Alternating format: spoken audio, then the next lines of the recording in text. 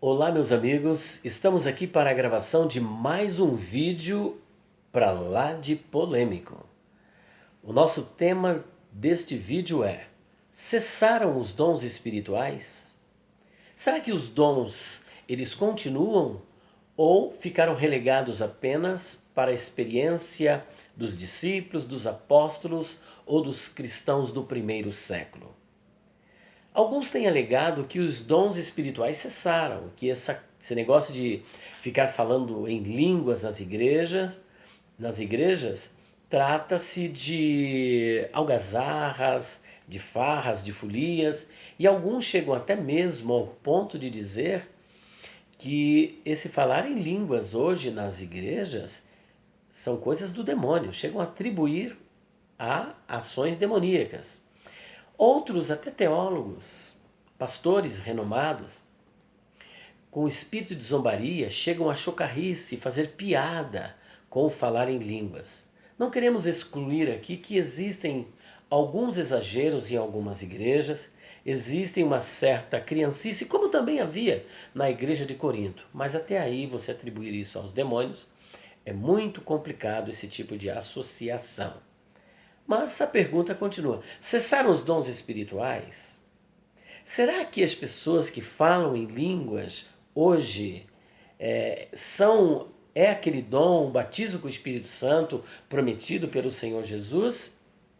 Ou não passa de uma algazarra? É isso que nós estaremos examinando nas Escrituras e vamos dar uma resposta bíblica, usando também algumas ferramentas, a fim de que possamos caminhar dentro da palavra de Deus, apresentando esta verdade, se os dons são apenas para o primeiro século, para a experiência dos primeiros cristãos, ou eles continuam na igreja do Senhor Jesus. Bom, você já me conhece, eu sou o pastor Elias Soares e este é o seu canal PR Elias Soares Oficial. Por gentileza, antes de continuarmos esse vídeo, eu gostaria de contar com a sua colaboração ao divulgar os nossos vídeos, compartilhar os nossos vídeos, deixar o seu comentário, o seu joinha se você gostou, deixe o seu joinha, o seu like e ainda mais, ative as notificações a fim de que quando nós lançarmos um próximo vídeo, você possa receber de primeira mão este novo vídeo. Portanto, quero convidar você a vir comigo, fazer a leitura do texto sagrado e no final, se você quiser ficar conosco, iremos falar um pouquinho do nosso telefone para você estar adquirindo algumas das nossas promoções. Eu quero convidar você a fazer a leitura no texto de Atos dos Apóstolos, capítulo 2, a partir do versículo de número 1 até o versículo 4. Vem comigo. Ao cumprir-se o dia de Pentecostes, estavam todos reunidos no mesmo lugar. De repente veio do céu um som, como de um vento impetuoso, e encheu toda a casa onde estavam assentados. E apareceram, distribuídas entre eles, línguas como de fogo, e pousou uma sobre cada um deles. Todos ficaram cheios do Espírito Santo e passaram a falar em outras línguas, segundo o Espírito lhes concedia que falassem. Pai Santo, mais uma vez queremos te louvar e bendizer pela tua palavra, pela verdade da tua palavra. Concede-nos a tua graça, dando-nos a revelação, a fim de que possamos compartilhar com os teus servos, os teus filhos, os nossos amigos, irmãos, a verdade central da tua palavra a respeito dos dons espirituais. Cessaram ou não cessaram? Te louvo, te bendigo, em nome do Senhor Jesus. Amém. Bom, nós temos aqui no capítulo 2, que acabamos de ler, capítulo 2 de Atos dos Apóstolos, uma experiência inusitada, pelo menos para o momento. Pois esta promessa que acaba de ocorrer aqui no dia de Pentecostes, que era uma grande festa que acontecia 50 dias depois da Páscoa. Inclusive Paulo, em algum ponto aqui das suas epístolas, ele quer chegar até Jerusalém para participar da festa do Pentecostes. E muitos também participavam, vindo de todos os rincões, e vinham para a Páscoa e já ficavam até a festa do Pentecostes. E foi justamente nesta época, desta festividade, que o Senhor Jesus escolheu para batizar aqueles quase 120 irmãos com o Espírito Santo. E sabemos nós que essa daqui é uma promessa que está lá no livro do profeta Joel, capítulo 2, versículos 28 ao 30, conforme o próprio Pedro, no seu discurso apologético em favor dessa experiência, ele apresenta. Isaías também fazia alusão sobre essa vida do Espírito Santo. E se nós lermos Mateus capítulo 3, versículo 11, João o Batista, primo de Jesus, o grande nazireu, profeta, né, da tribo de Levi, ele profetizou esse acontecimento. Ele diz: eu vos batizo com água, mas aquele que vem depois de mim é mais poderoso do que eu, e ele vos batizará com o Espírito Santo e com fogo, algumas versões, com o Espírito Santo e fogo, texto de Nestle Aland e Kurt Aland, e com o Espírito Santo, conforme está no texto majoritário. Então aí é uma grande polêmica, né? Do capítulo 3, versículo 11, que não é o foco do nosso assunto neste momento. Mas fato é que esta promessa, melhor, acabou se cumprindo aqui no dia de Pentecostes. O Senhor Jesus foi e enviou o Espírito Santo e batizou aqui os crentes. A grande pergunta que se faz é: esta experiência que ocorreu aqui no dia de Pentecostes, em Atos 2, versículo 4, ela continua ou foi uma experiência apenas dos cristãos, para os cristãos do primeiro século? Veja que a comunidade evangélica está bastante dividida em torno deste assunto, porque existem os conservadores, algumas denominações, que entendem que esta experiência ela foi somente para o primeiro século, para expandir o evangelho, para o crescimento da igreja. Ao passo que os pentecostais e até mesmo os neopentecostais acreditam piamente que esta experiência do batismo com o Espírito Santo, ou seja, o falar em línguas, que é a evidência do batismo com o Espírito Santo, continua até os dias atuais. E essa evidência do batismo com o Espírito Santo, porque nós sabemos que o falar em línguas é justamente, e que o batismo é justamente isso, e que o batismo com o Espírito Santo não é o mesmo que novo nascimento, e nem o mesmo que ter o Espírito Santo, porque os discípulos, lá no Evangelho segundo João, capítulo 20, versículo de número 22, receberam o Espírito Santo. Eles já eram salvos, criam no Senhor Jesus, ele havia ressuscitado e soprou sobre eles o Espírito Santo e eles receberam. Só que aqui eles recebem agora essa capacitação sobrenatural, são batizados com o Espírito Santo e começam a falar em línguas. Ora, se receber o Espírito Santo é o mesmo que ser batizado com o Espírito Santo, por que haveria necessidade de novamente então eles serem batizados com o Espírito Santo? Então, isso aqui constitui uma prova irrefutável, uma prova insofismável e irrefragável de que batismo com o Espírito Santo é uma coisa, ter o Espírito Santo é outra. Tem pessoas que têm o Espírito Santo, mas não é batizada com o Espírito Santo. Agora, quem é batizado com o Espírito Santo é porque já tem o Espírito Santo, ouviu a palavra, creu no Senhor Jesus Cristo e por isso será batizada com o Espírito Santo. Mas voltando à nossa questão, essa experiência era somente para os dias dos apóstolos ou ela continua? É isso que nós vamos examinar. Porque existem algumas correntes que defendem o seguinte, com base em 1 Coríntios capítulo 13, versículo 10, que esta experiência foi apenas para o primeiro século, no fechamento do cânon do Novo Testamento. E eles se apegam nesta passagem aqui, olha. Veja bem. Quando, porém, vier o que é perfeito, então o que é em parte será aniquilado. O que é perfeito? É o teleion, a grande polêmica aqui desse substantivo que é perfeito. Há uma grande polêmica em torno desse substantivo, porque os mais conservadores, os cessacionistas, para ser mais claro, acreditam que Quando vier o que é perfeito, diz respeito ao cânon do Novo Testamento. E assim que fechou o cânon do Novo Testamento, então não houve mais necessidade dos dons espirituais. Portanto, esses dons que são manifestos hoje não têm apoio na Bíblia Sagrada. Mas será isso verdade? Por outro lado, existem os pentecostais, entre os quais eu me incluo, que crê piamente que esse perfeito, e quando vier o que é perfeito, não tem nada a ver com o texto do Novo Testamento, mas tem a ver com a ressurreição. Porque quando Jesus se manifestar, aqueles que estiverem vivos, os seus corpos serão transformados, glorificados, os mortos serão ressuscitados, então nós alcançaremos a perfeição. Estaremos totalmente livres da presença do pecado e do poder do pecado.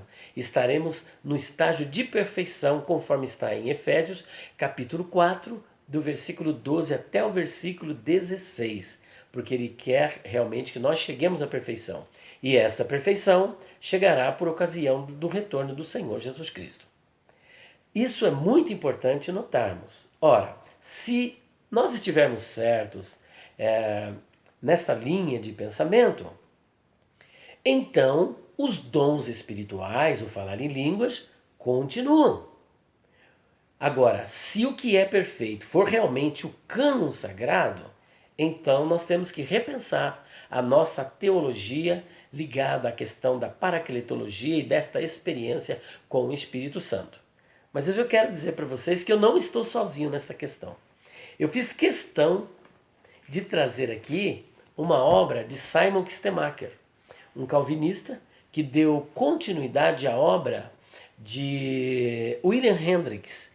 E no seu comentário de 1 Coríntios, capítulo 13, no versículo 10, ele deixa para nós uma nota muito importante, abonando a nossa assertiva, levando-nos a pensar e entender que o que é perfeito não é o cano do Novo Testamento, porque soa até estranho, como se os apóstolos soubessem que o que eles estavam escrevendo iria fazer parte de uma obra do Novo Testamento, que seria o complemento da Bíblia Sagrada, unindo o Antigo com o Novo Testamento, como se eles soubessem disso. E é curioso que quando a gente estuda teologia, a gente percebe que eles não sabiam, escreviam inspirado pelo Espírito Santo, mas eles não sabiam que aquilo um dia seria incluído no cânon para servir de regra, doutrina e orientação para a Igreja do Senhor Jesus. Vamos ver o que Simon Kistemaker diz a esse respeito? Vem comigo. Eu estou aqui com esta obra de Simon Kistemaker, que é uma obra da cultura cristã. É o comentário de 1 Coríntios, na página 648. Ele vai fazer um comentário acerca deste assunto. E aqui ele diz o seguinte: mas quando a perfeição vier, aquilo que é em parte será posto de lado. Agora veja o comentário. Paulo contrasta a palavra perfeição com o termo usado duas vezes em parte do versículo anterior, ou seja, o versículo 9. Quando o tempo para a perfeição chegou, ou quando vai chegar? Três interpretações são dadas. Primeiro, Paulo escreveu um tempo em que o cânon do Novo Testamento ainda estava incompleto. Este é o primeiro argumento. Com a cláusula quando a perfeição vier, ele aguardava a revelação completa de Deus nas Escrituras. Quando o último versículo do Novo Testamento foi escrito, o cânon estava completo e Deus não deu nenhuma revelação mais. Agora olha só a observação que ele faz. Uma das objeções a este ponto de vista é que não podemos esperar que os coríntios, em 55 depois de Cristo, tivessem a ideia de ligar perfeição com o fechamento do cânon na última década do primeiro século. Então ele descarta esta possibilidade. Segundo argumento, a literatura do Novo Testamento geralmente iguala a expressão grega teleion com maturidade. Realmente, das 8 ocorrências dessa palavra nas epístolas de Paulo, 6 são traduzidas maduro. Enquanto a sétima, em posição adjetiva, descreve a perfeita vontade de Deus. Romanos 12, versículo 2. Então fica somente a oitava ocorrência, em 13:10, que alguns estudiosos veem como sendo o estágio completo no processo de maturação do crente. A ilustração de Paulo de uma criança tornando-se um homem permite que se interprete esse texto no contexto da maturidade. No entanto, a conclusão a essa ilustração elimina a maturidade do crente, porque ninguém pode afirmar que tem pleno conhecimento. Versículo 12. Portanto, nós argumentamos que o versículo, ao contrário, aponta para a consumação. E aí ele vai argumentar. Quando os crentes partem desta vida terrena, eles deixam para trás tudo o que é imperfeito e incompleto. Adentram o céu e experimentam a alegria e a paz de um estado sem pecado. Mas sua perfeição não será completa até que aconteçam a volta de Cristo, a ressurreição e o dia do juízo final. No fim do tempo cósmico, os dons espirituais que os crentes agora possuem em parte cessarão. Eu quero repetir isso aqui, olha. No fim do tempo cósmico, os dons espirituais que os crentes agora possuem em parte cessarão. Seus dons espirituais imperfeitos sobre a terra serão superados pelo seu perfeito estado de conhecimento na consumação. Olha que incrível! Então veja que há aqui uma visão de um calvinista totalmente diferente daquela que a maioria dos cessacionistas apresentam. Ele mostra de uma forma clara e inequívoca de que quando vier o que é perfeito não se trata do cânon sagrado, mas se trata da volta de Jesus, por ocasião da qual ocorrerá a ressurreição dos mortos e a glorificação e a transformação dos vivos. Portanto, quando chegarmos nesse estágio lá no céu, que necessidade teremos de dons espirituais? Falar em línguas, de curas, não haverá mais necessidade. Então, isso só reforça a nossa argumentação, colocando por terra, deste modo, o argumento daqueles que zombam, que criticam, que procuram então eliminar a atualidade dos dons espirituais. Mas vamos às Escrituras examiná-la para ver o que é que a Bíblia diz, o que o apóstolo Paulo diz, o que Lucas deixou para nós a respeito da atualidade dos dons espirituais, mostrando de uma forma clara que eles realmente não cessaram. Nós vamos agora para Atos dos Apóstolos, capítulo 2, o versículo de número 39. Olha que interessante. Vamos ler a partir do versículo 37.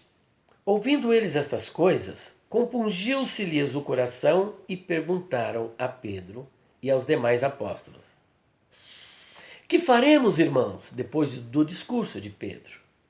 Respondeu-lhes Pedro: Arrependei-vos, e cada um de vós seja batizado em nome de Jesus Cristo para a remissão dos pecados, e recebereis o dom do Espírito Santo. A expressão aqui, o dom do Espírito Santo, receber o Espírito Santo e cair o Espírito Santo, batismo com o Espírito Santo, são termos intercambiáveis para fazer uma referência à mesma experiência que nós já lemos em Atos capítulo 2, versículo de número 4, que é o batismo com o Espírito Santo, que tem como evidência falar em línguas. Versículo 39. Pois para vós outros é a promessa. Que promessa? A promessa de receber o dom do Espírito Santo, conforme descrito pelo profeta Joel, no capítulo 2, versículo 28 a 30. Pois para vós outros é a promessa. Primeiro, para o primeiro aditório. Para vossos filhos, para a próxima geração. E para todos os que ainda estão longe. Agora aqui fecha. Para quantos o Senhor nosso Deus chamar. Prestou atenção? Para quantos o Senhor nosso Deus chamar. A pergunta que se deve fazer a um cessacionista é: você foi chamado por Deus? Uma vez que a promessa é para todos os que o Senhor chamar, eu creio que a primeira pergunta é: o Senhor continua chamando? Deus continua chamando para a salvação? Segundo, você foi chamado por Deus? Se Deus continua, que você concorda e nós concordamos que Deus continua chamando, e você foi chamado, esta promessa então não é somente para os cristãos do primeiro século. Ela é para você que foi chamado por Deus. A única diferença é que você não quer aceitar. Você entende que o dom cessou, mas a Bíblia diz que não, que é para todos quantos o Senhor nosso Deus chamar. Uma vez que Ele continua chamando, eu fui chamado por Deus e você também foi chamado por Deus, essa experiência é para nós. Portanto, de acordo com Atos 2, versículo 39, esta promessa, esta experiência do batismo com o Espírito Santo, e tendo como evidência o falar em línguas, continua. É uma bênção, é uma dádiva, é uma promessa que o Senhor Jesus Cristo distribui para a sua igreja. Agora vamos ver, porque essa promessa, ela continuava, iria continuar, e ela continua. Ocorreu em algum outro lugar? Vamos para Atos dos Apóstolos, capítulo 8, porque quando Saulo de Tarso, sob a permissão de Deus, ele começa a perseguir a igreja, os cristãos se espalharam. Né? Houve uma grande perseguição na igreja e os cristãos se espalharam. E por onde eles se espalhavam, eles iam pregando o evangelho. Aqui no versículo de número, no capítulo 8, a partir do versículo de número 6, olha só que interessante. Filipe desce para Samaria e começa a pregar a palavra, né? Os que foram dispersos pregaram, inclusive Filipe. E no versículo 6 diz o seguinte: as multidões atendiam unânimes às coisas que Filipe dizia, ouvindo-as e vendo os sinais que ele operava. Pois os espíritos imundos de muitos possessos saíam gritando em alta voz, e muitos paralíticos e coxos foram curados. Ou seja, os dons espirituais, conforme descrito em 1 Coríntios capítulo 12, em evidência no ministério de Filipe, que era um diácono. Ele sai e depois ele é promovido a evangelista, né? Então está aqui, eram curados. E houve grande alegria naquela cidade. Para adiantarmos um pouco, vamos para o versículo 12 do capítulo 8. Olha o que está escrito. Quando, porém, deram crédito a Filipe, que os evangelizava a respeito do reino de Deus e do nome de Jesus Cristo, iam sendo batizados assim homens como mulheres. E olha o versículo 14. Ouvindo os apóstolos, né, que estavam em Jerusalém, o centro missionário até aquele ponto, que depois muda para Antioquia, que Samaria recebera a palavra de Deus, enviaram-lhe Pedro e João, os dois pentecostais, os quais, descendo para lá, oraram por eles para que recebessem o Espírito Santo. Ora, eles já não haviam crido? Se receber o Espírito Santo é o fato de crer e nascer de novo, eles já haviam crido, inclusive já haviam até sido batizados em águas. Mas aqui eles descem orar para impor as mãos para eles receberem o Espírito Santo, mostrando que aqui esse batismo é aquele lá de Atos 2, a experiência prometida pelo Senhor através do profeta Joel e depois profetizada por João o Batista. Olha que curioso. Os quais descendo para lá oraram por eles para que recebessem o Espírito Santo, porquanto não havia ainda descido sobre nenhum deles, mas somente haviam sido batizados em o nome do Senhor Jesus. Prestou atenção? Eles creram, receberam a palavra, conforme está no versículo 6 a 8. Aqui no versículo de número 12, eles foram batizados em águas, em nome do Senhor Jesus, né? Do nome de Jesus Cristo. E aqui no versículo de número 16 está dizendo: porquanto não havia ainda descido sobre nenhum deles o Espírito Santo, mas somente haviam sido batizados em o nome do Senhor Jesus. Eram crentes, eram salvos, eram fiéis, mas ainda não haviam recebido o Espírito Santo. Olha que interessante. Então lhes impunham as mãos e recebiam estes o Espírito Santo. Mas essa experiência não para por aqui. Ela está no capítulo 10 de Atos dos Apóstolos. No capítulo 10, na experiência ali na casa de Cornélio. Quando chegaram então na casa de Cornélio, que Cornélio tem aquela visão, aquela revelação, e manda chamar a Pedro. Quando Pedro chega até a casa de Cornélio, ele prega o evangelho. Pregou o nome do Senhor Jesus, e ainda, ele que era de uma linha bem ortodoxa, né, meio farisaica, achava que essa promessa era somente para os judeus e não para os gentios, mas ele chega à conclusão que para com Deus não há acepção de pessoas. E no versículo 44, olha só, depois da pregação, da salvação, ainda Pedro falava estas coisas. Quando caiu o Espírito Santo, ali ó, batismo com o Espírito Santo, cair o Espírito Santo, palavras intercambiáveis para se referir a uma mesma experiência. Quando caiu o Espírito Santo sobre todos os que ouviam a palavra. E os fiéis que eram da circuncisão, que vieram com Pedro, admiraram-se, porque também sobre os gentios foi derramado o dom do Espírito Santo. Você viu? Ó? Caiu o Espírito Santo e derramado o dom do Espírito Santo.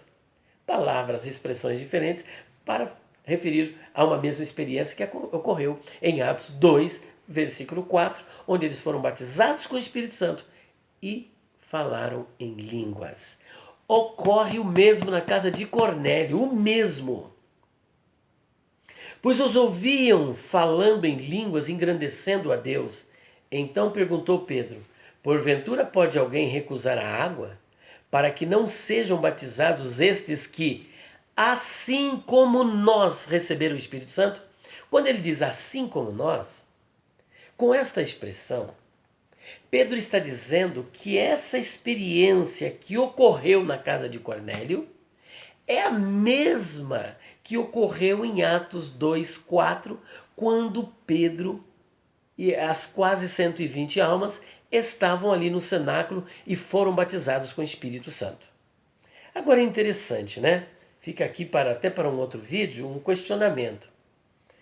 Aqui todos falavam o mesmo idioma. Todos falavam a mesma língua. Se fosse apenas uma experiência para evangelização, evangelizar quem? Se aqui todos foram evangelizados, todos estavam para serem batizados, todos falavam o mesmo idioma, e agora a experiência de Atos 2:4 acontece aqui novamente. Eles falam em línguas. Que necessidade havia falar aqui em alemão e tudo mais? Então, a ideia que nós podemos ter é que lá houve, ali em Atos 2:4, uma dupla experiência. Né? Uma dupla experiência. Podemos pensar assim. Né? Porventura pode alguém recusar a água para que não sejam batizados estes que, assim como nós, receberam o Espírito Santo? Então, ó, receber o Espírito Santo, caiu o Espírito Santo, e também, porque eles ouviam falar em línguas, foram batizados com o Espírito Santo, expressões diferentes para dizer a mesma coisa. Agora é curioso, porque Pedro depois ele tem que se explicar perante o colégio apostólico. Que negócio é esse, Pedro? De você, sendo um judeu, e bem fariseu aqui, bem radical, se misturar com os gentios. Aí Pedro tem que se explicar diante da Assembleia, aqui no capítulo 11. No capítulo 11, do versículo 15 até o 17. Olha só que interessante. Quando, porém, comecei a falar, isso Pedro se explicando aqui para o colégio apostólico.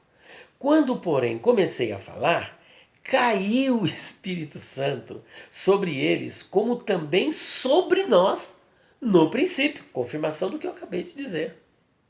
Caiu sobre eles o Espírito Santo, como também sobre nós no princípio. Que princípio ele está se referindo? Atos capítulo 2, versículo 1 a 4. A mesma experiência.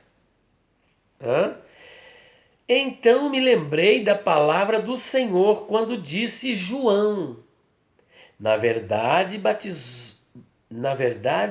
batizou com água. É o melhor. Permita-me fazer nova leitura. Então me lembrei da palavra do Senhor quando disse: João, na verdade, batizou com água, mas vós sereis batizados com o Espírito Santo. Então você veja, caiu o Espírito Santo, batizado com o Espírito Santo, foi derramado o Espírito Santo, tudo a mesma coisa. Então, repetindo.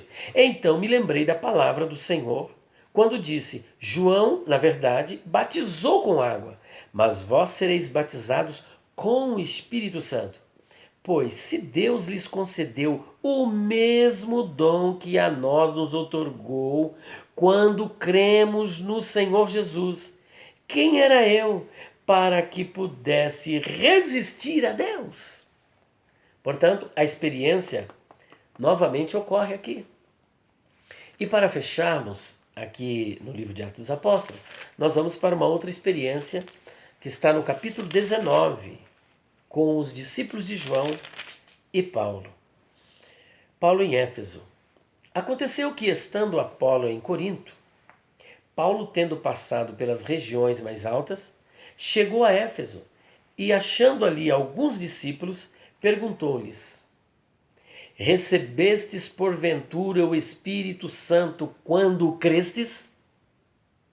Quando vocês creram no nome de Jesus, ou quando vocês creram, vocês receberam o Espírito Santo?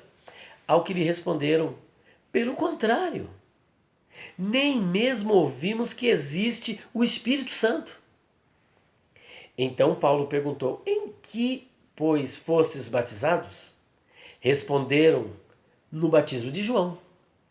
Disse-lhes Paulo: João realizou o batismo de arrependimento, dizendo ao povo que cresce naquele que vinha depois dele, a saber, Jesus. Eles, tendo ouvido isto, foram batizados em o nome do Senhor Jesus.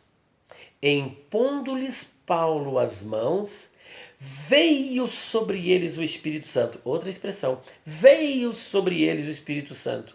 Na outra, caiu sobre eles o Espírito Santo. E tanto falavam em línguas como profetizavam.